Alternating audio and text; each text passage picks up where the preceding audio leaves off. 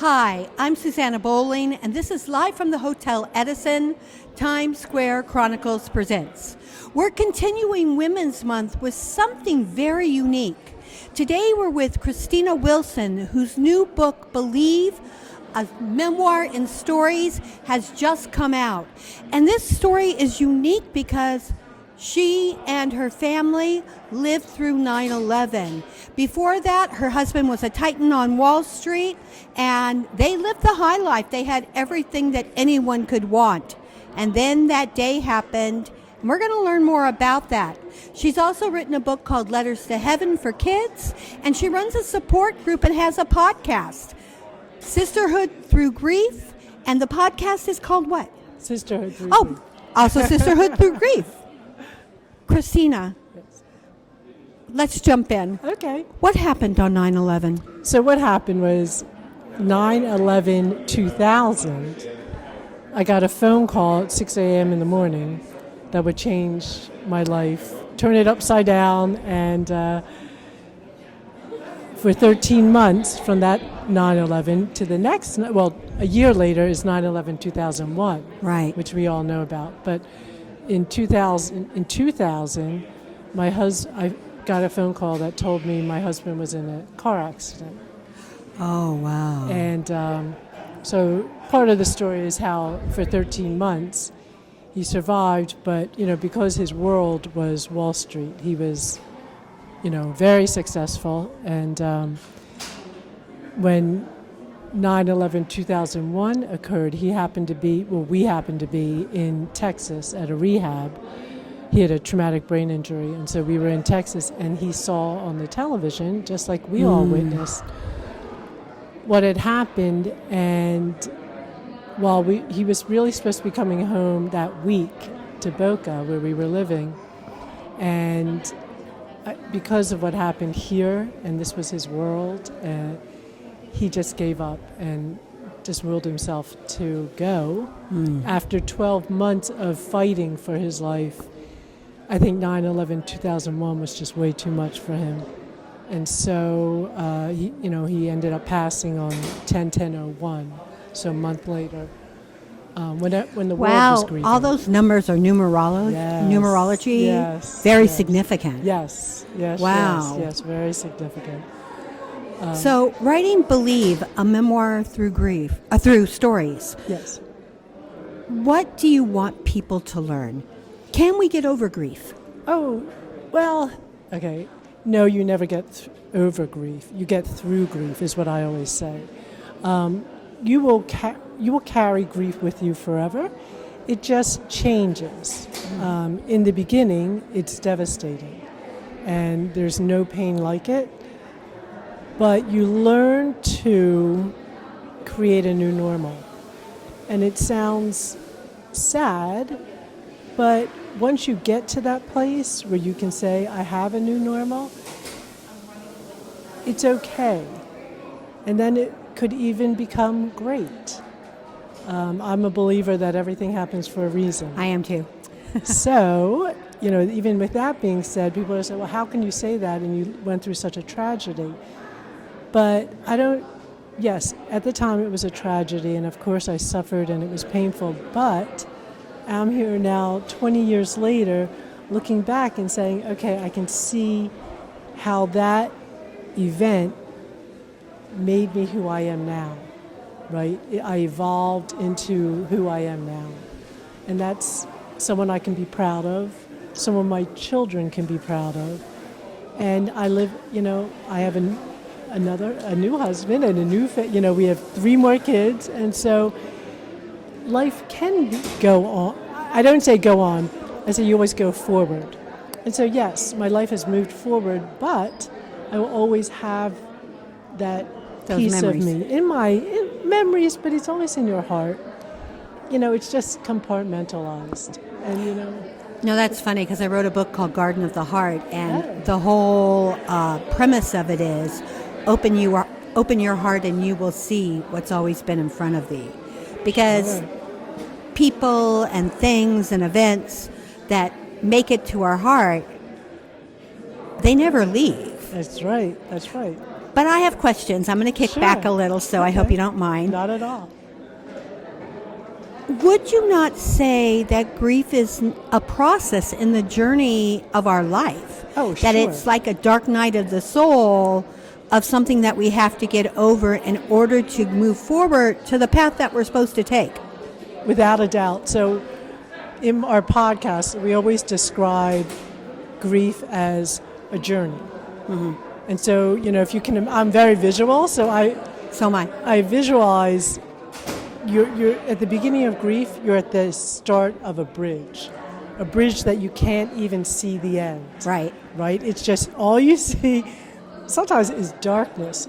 But I always say if you take a baby step forward every day, just one day it could be getting out of bed. Another day it could be putting on makeup. I mean, it's just a baby step. Give just a baby step forward every day. One day you're going to wake up and you're going to be able to turn around and say, oh, wow, look how far I came. Right. And then, as time goes on and you're still walking forward, you eventually come to the end of that bridge. And like I said, what you picture is very different probably Absolutely. than what you envisioned. But it's okay, and it's light. And it's a difference, but it's a new normal. I think it's that we choose light over darkness. I know a lot of people that choose the dark. I mean, me, That's sad. No. Yeah. But I see life like a hallway. Mm-hmm. And at first it's very, very dark. Yes. And then there's doors all throughout the hallway, and as each one opens, it wasn't a hallway at all. It was a park. It was sand. It was a beach. Like all the things that we think that life is, it's never what it is until we get to the end of it. And then we find out, oh, that's what it is. Okay. Well, so it is. It's similar to what I believe that, see the bumps in the road? Yeah, absolutely. They're just obstacles. And it's how you get around them or go through them. That's how it's a challenge, right? And sometimes they're just the caps of a hint water bottle that your cat has thrown all over the apartment. But also, they're life lessons. Yeah. So if you get through them, you learn that lesson and you move forward that much stronger or that much more evolved. That's the way I believe. Would you say, we as humans, we take negative emotions, because it's the only way I know how to describe them, like fear and grief and anger, and we make them into these major molehills when they're actually like little teeny tiny stubs. And yet things like happiness and love and friendship, it's there, okay, whatever. Haha, exactly. Well, I always say, and this is, what I always say to my children, is that everything's about your perception. Yes. Right? So you can say, oh, this is horrible, and you'll feel horrible, and it will be horrible. Mm-hmm. Or you can make a conscious effort to say, this isn't actually so bad. Right. And so you might start off like here, but you're not way down here. My husband laughs, but he would say, I don't understand how you can wake up so happy every morning. And I'm like, because it's a choice. It's a choice, and it's also sometimes difficult. Absolutely. But I always, if I wake up happy, full of gratitude, I start here. Absolutely. And the day might not go so well, and maybe I'll drop down here, but I'm not here. Exactly. And so that's all I totally know this perception. philosophy. Yeah, and it's all perception. So it's a choice. I make sure that when I wake up, I am definitely full of happy. If I've woken up and I'm like out of sorts, I'm like, oh, no, that we need to change this. But I also go to bed in gratitude and prayer. Yes, gratitude is so important. Really. Have you noticed right now, we're talking since February 22nd, and it's really going to go until like April 12th or 13th. Retrograde? Oh, it's more than one. It's 7 planets in alignment. Yeah. It's a planetary cataclysm that's meant to wake people up. It's kind of like the shifting of the shaft and the wheat. And you either choose to move forward and be in a new dimension, or you get to stay here stuck. Why, I don't know, but you do. Have you found that a lot since this has been happening? Have you seen a difference in your grief? groups and a difference in what you're seeing? I do see a difference in some of the responses I get from my book, because there's a very heavy spiritual aspect to because I'm very spiritual. Same. I have heavy beliefs, as Same. believe. And people's responses, I think, and I've been pleasantly surprised that people are getting my message, right? They get it. Yes, grief is a theme of the story, but it's not the story. It's really about self-discovery, resilience, positivity, love, unconditional love. I also read that it's also about self-love. Yes, and self-love. Which I think is the one thing that we do not have, that I think we struggle against every single day. And it's the one thing that we need.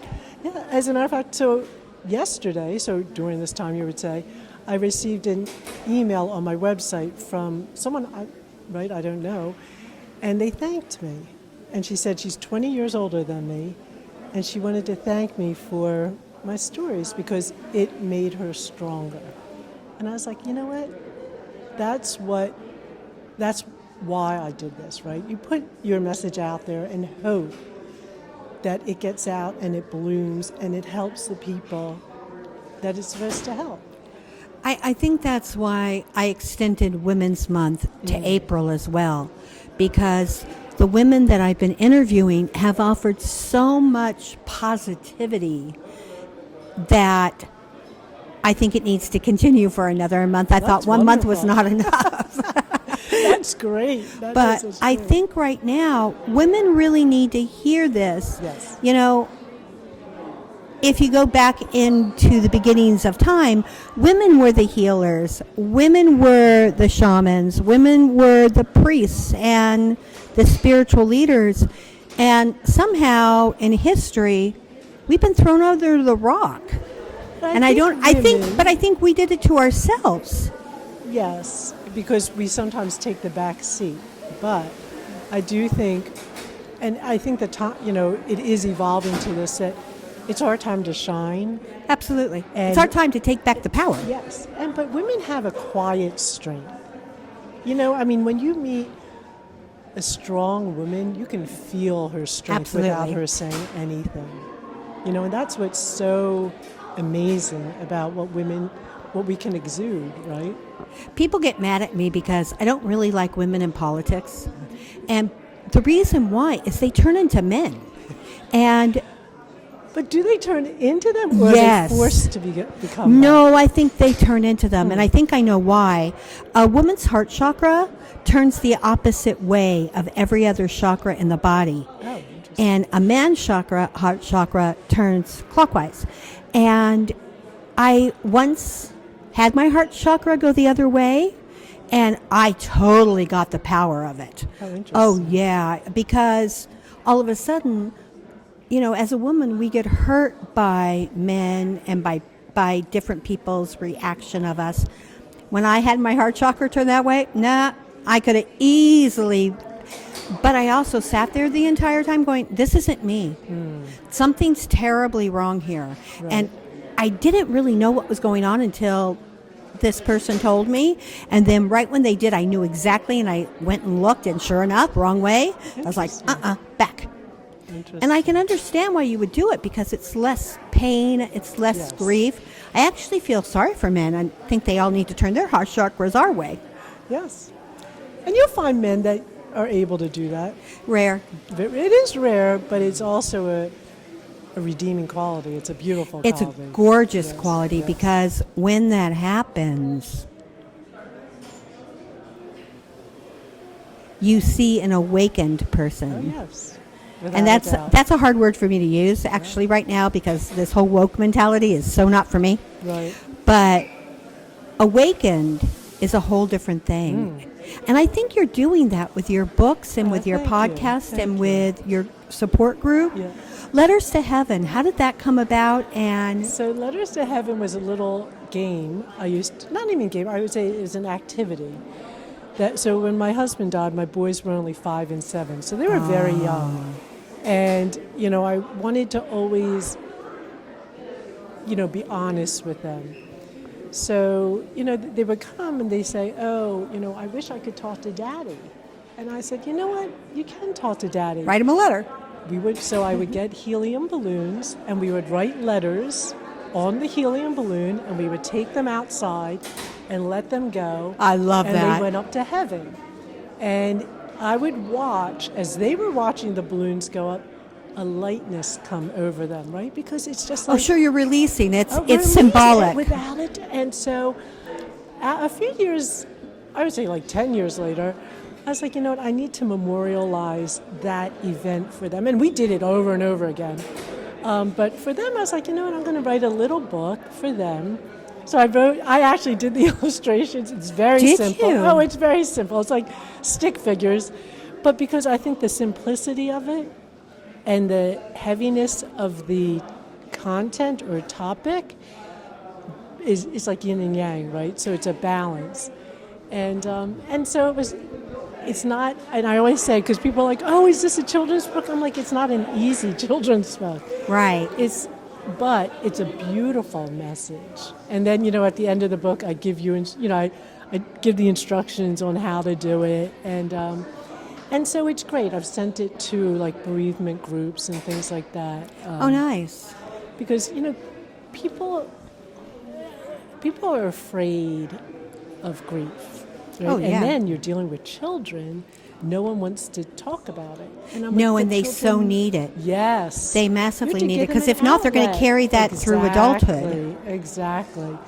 So that's why I said, for children, and there are plenty of children that are going through grief, they need something. There is so many ways of grief besides losing your parent. Yes. There's the grief of what's going on in this country and not knowing where your life is going to go. Right. I mean, when I was growing up, every single day, an earthquake or something cataclysmic was going to kill us. Right. It was on the TV movie of the week, and I sat there and went, I'm going to die. Okay. Right. I don't think I grieved over it. I think I was more like, really? But I know a lot of people that did. Like, they took it seriously to heart. Right. But there's also grief of losing your innocence. And you do feel that when that happens. Yeah. I mean, like COVID, right? The kids lost school. Like, the one thing that they could depend on was going to school. Friends. They lost friends. Yeah, communication. There's a lot. Thank God for Zoom and computer, because that actually, I think, saved a lot of people. Yes. I mean, I was a bad human being. I didn't really follow those rules. But, I mean, I can see how people, honestly, I sang every day and kind of had a party with friends that came over. Oh, so that's nice. I didn't really live. Spreading joy. Well, my life, because I own a newspaper and because I review a lot of things. And I have a website called Unlocking the Keys to Healing. Oh.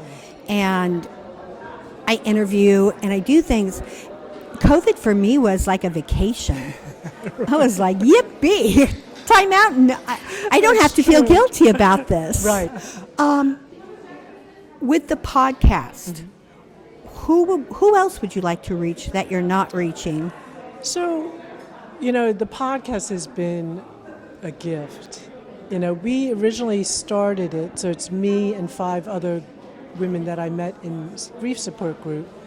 And we started this 20 years after we were in group together. Oh, wow. We really started it because of COVID. So many people were losing, and we were getting phone calls, and I was like, okay, let's just have a couple of support group lessons on Zoom. We could, we'll just talk and see where it goes. And it's been a few years now, 30 episodes, and I'm really amazed at our audience. I get people, so we get men, women. I was going to ask, do men join it too, even though it's called Sisterhood? Oh, sure, the men join. And I think the group that I would like to get more of are people that have never been through grief. Because is there anybody that hasn't? Oh, sure. There are people that have have been fortunate, right, that haven't experienced loss yet in their life. Yeah, but again, grief comes in so many different places Right. and stages. But I think I was specifically saying loss of a loved one, right? Like a mother, Yeah, but- father. For the people like that, I would say don't know how to deal with grief. Yeah, there's a lot of those. Right? Lots so and lots that of is those. where it could help. You know, what do you say to someone who's grieving? How do you help someone who's grieving? You know, things like that. Or how do you even understand grief? So there are stages of grief. What are the stages? Oh my goodness. So Sorry. first is denial, anger. And you don't actually made go it in. through step You one don't and go. two. You don't go through. You know, in a timeline. And so denial. I should know this, right? Denial, anger. Final one is acceptance. There's 5. I'm missing 2. That's okay. You all can go look this Yeah, up. exactly. It's Elizabeth Kubler-Ross Oh. is the one who had done this. I studied with her, actually. Oh, really? Yeah. Well, death and dying, right? I had a husband who was dying of AIDS, and wow. I needed to be able to heal him and be able to help my son. And I met her on a beach. Oh, wow. Yeah. That was meant to be. Yeah, no, because of her, I actually went to back to school to learn how to do massage therapy. But yeah, I if you had ever told me I was doing that, I would have told you were nuts. Exactly. But I did do that. Right. No, so, I mean, obviously in our podcast, we address each stage. But like I said, sometimes you say, oh, I didn't go through this, or I'm not going through it. But it usually comes around in some way. You know, acceptance, do you really owe it? You know, because when we were doing acceptance, and this was just one of the last ones, or actually we're doing it now, you ask yourself, well, do I really accept it? But yes, you know, you get to a point where you like, okay, this really happened. What's up next for you? Interesting. Well, actually, so the book is, I guess in next couple months, it's going to be produced into an audiobook. Oh, nice. Which I understand is Who's like the audioing? thing. Who's audioing? Well, my first cousin happens to be a SAG actress. Oh, okay. She's from Singapore. She's Singaporean because she grew up in Singapore. So she's like the perfect person to do it because she has the accent. She could. So she had said, if you ever do an audiobook, I really want to do it. And the production company said it has to be a SAG actress. So Oh, of course. perfect. So perfect. So we're getting ready to do that. And where can people find your podcast, and where can people find podcast? Well, everything. The easiest way is on my website. which is? Christina, Christina, H like in Henry, Wilson, WILSON.com. So it's my name, and you could get, both of the books, all the episodes of the podcast are on there. You can listen. great. You just click on it, and you can listen to it. You could see other things I've done, and so that's probably the easiest. But the book is available everywhere. Amazon. Well, right, and bookshop.org. Well, I go to Amazon because It's when I easy. was looking up, trying to find out who you were, Amazon gave me it all, and I was like, That's nice. And then the podcast is really on everything too. Apple, Spotify, whatever you listen to podcasts on. I know that version of life. Yes. You're like on 18 and you're like, really? Yeah, exactly. Thank you so Well, much thank for you. being Thank you our for- guest today. This was wonderful. I am so Wonderful. grateful. Thank you. I would like to thank my guest, Christina H Wilson, for being with us, for sharing about grief and sharing about subjects that most people don't want to talk about, but we definitely want to hear about it.